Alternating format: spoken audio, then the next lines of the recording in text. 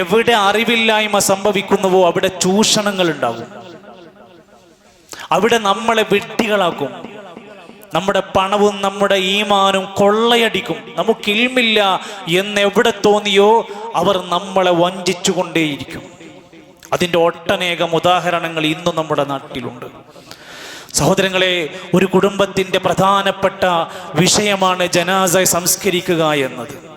ആ കാര്യത്തിലുള്ള അറിവുണ്ടാവുക, ബോധ്യമുണ്ടാവുക എന്നത് ആവശ്യമാണ് എന്നാണ് നേരത്തെ നമ്മൾ സൂചിപ്പിച്ചു വെച്ചത്. ഇനി നമുക്ക് കാണാൻ സാധിക്കും അതുമായി ബന്ധപ്പെട്ട് തന്നെ വൽ വാജിബു ഗുസ്ലത്തുൻ വാഹിദത്തുൻ, ഒരു മയ്യിത്തിനെ കുളിപ്പിക്കേണ്ടത് നിർബന്ധമായും ഒരു തവണയെങ്കിലും കുളിപ്പിക്കണം.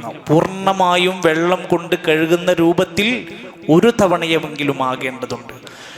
വൽ മുസ്തഹബു, എന്നാൽ സുന്നത്തുള്ളത് സലാസു ഗസലാത്തിൻ, 3 തവണ കുളിപ്പിക്കലാണ്. ഒരു തവണ പൂർണ്ണമായി കഴുകി വൃത്തിയാക്കി, രണ്ടാമതും പൂർണ്ണമായി ഒന്നുകൂടെയൊക്കെ വെള്ളമൊക്കെ കഴുകി വൃത്തിയാക്കി, അങ്ങനെ 3 തവണ ചെയ്യലാണ്.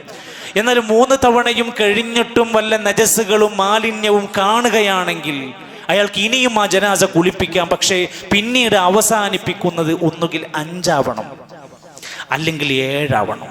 ഒറ്റയായി അവസാനിപ്പിക്കൽ ഈ വിഷയത്തിനും സുന്നത്താണ്.